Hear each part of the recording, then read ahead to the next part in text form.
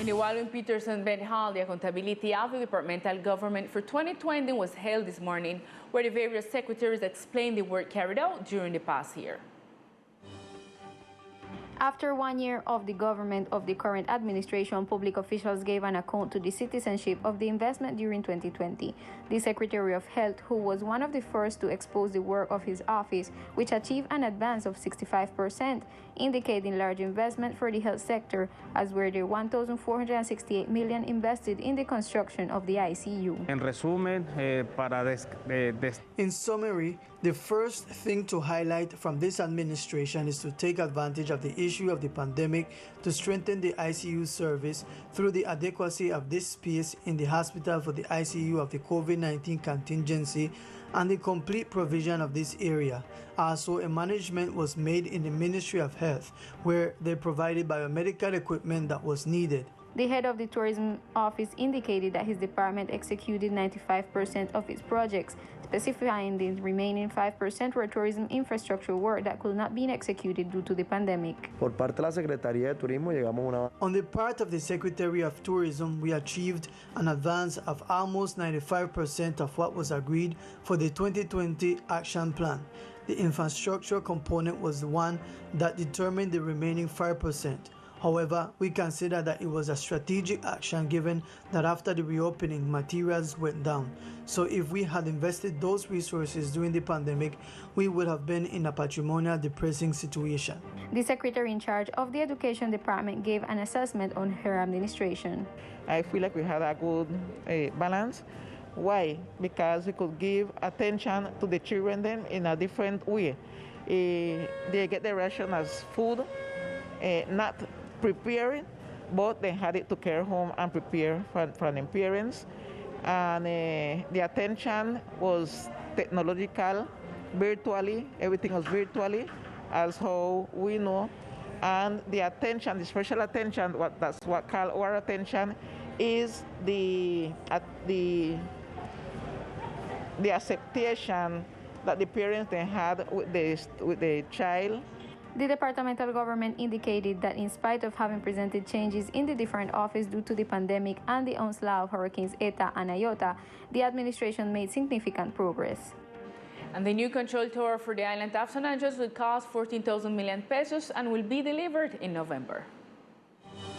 After the Ministry of Transportation announced that by November the new control tower will be finished and the cost of 14,000 million pesos for the infrastructure was announced, several comments have been generated around the cost.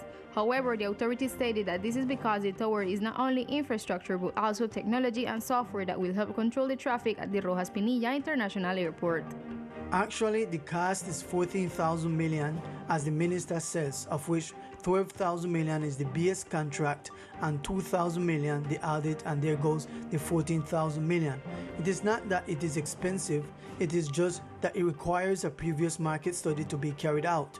The work here is undoubtedly not the same cost here as in the interior, since the materials and logistics are a little more expensive, but it responds to the needs that are adapted here from the point of view of efficient control services and operational safety, and that is what has been planned for some time now when we realized that the tower here was insufficient. The official emphasized that this tower is of vital importance because it will help to support the air traffic entering and leaving our department, considering that the previous one did have made were not enough. He also emphasized that the technology to be used is international and expensive.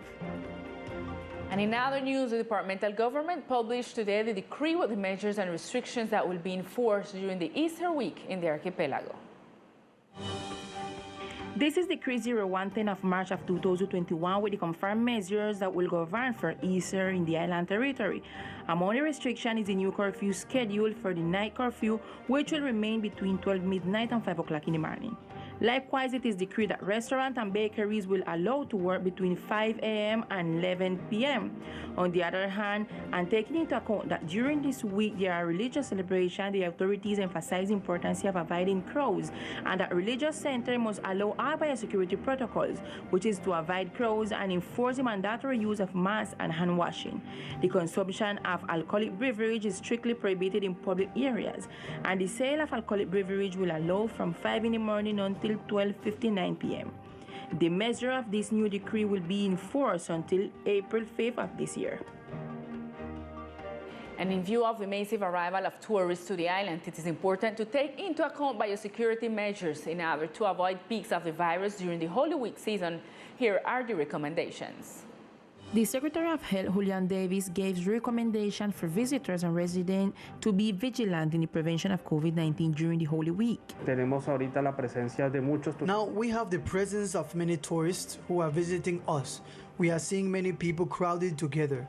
So the main recommendation for everyone, both residents and tourists, are not to be in places where there are more than 50 people.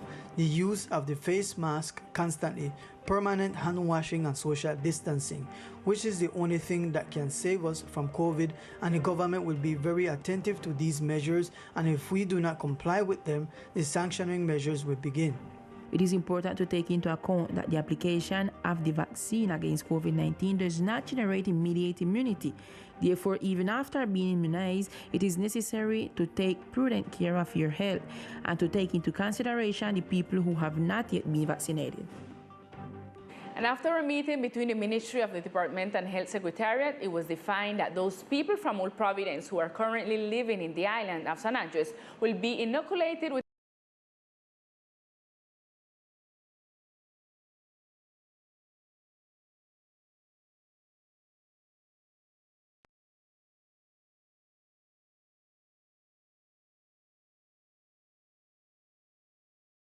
right they have in the mass vaccination process. They will be applied here to the people from Old Providence who are in San Andres. We will coordinate this afternoon how they will apply the vaccines and how they will be contacted. We have a database of the people who are here from Old Providence, so be attentive to those calls. The government has not yet defined the strategy of the vaccination points for the population of Old Providence that are currently living on the island of San Andres due to the passage of Hurricane Iota.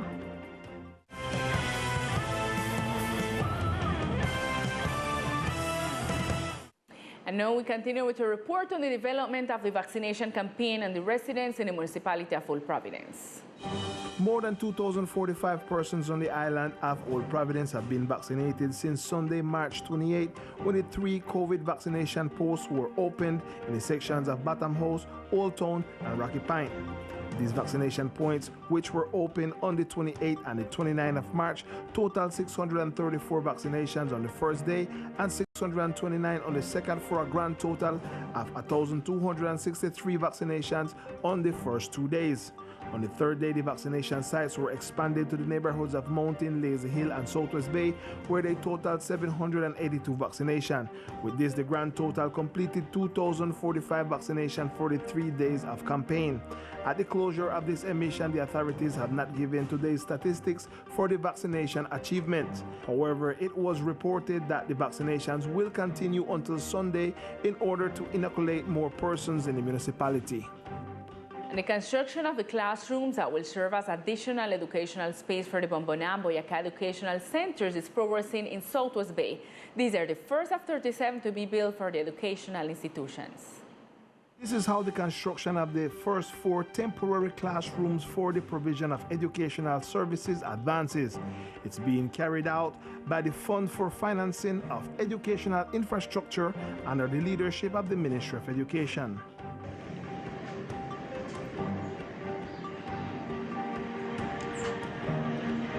Finally, the construction of the temporary classrooms for the island of Old Providence have begun, and they are advancing rapidly, starting in the southwest sector in the Bombona School, and the construction of the classroom at this institution is advancing rapidly. 707 students of the island will be benefited from 37 classrooms, 35 restrooms, and 4 administrative and complementary spaces to guarantee the continuity of the educational services. Las aulas temporales serán distribuidas. The temporary classrooms will be distributed in 3 groups for the 3 educational institutions. The Bombona School will have 7 temporary classrooms, Maria Inmaculada School will have 10 temporary classrooms, and the Junin Institution will have 21 temporary classrooms. The goal is for all 37 classrooms to be delivered by the end of May. According to what has been said, these buildings' life expectancy is a minimum of 2 years. Se estima que la fecha de entrega para Bombona será. It is estimated that the delivery date for the Bombona classrooms will be April 7th. Then, in 2 weeks' time, the ones for the Maria Inmaculada School will be delivered. This would be around April 24th. And lastly, the classrooms of the Junin Educational Institution will be delivered around May 24th. Each classroom will have a projected capacity for 30 students, and investment for this project exceeds 3,800 million pesos.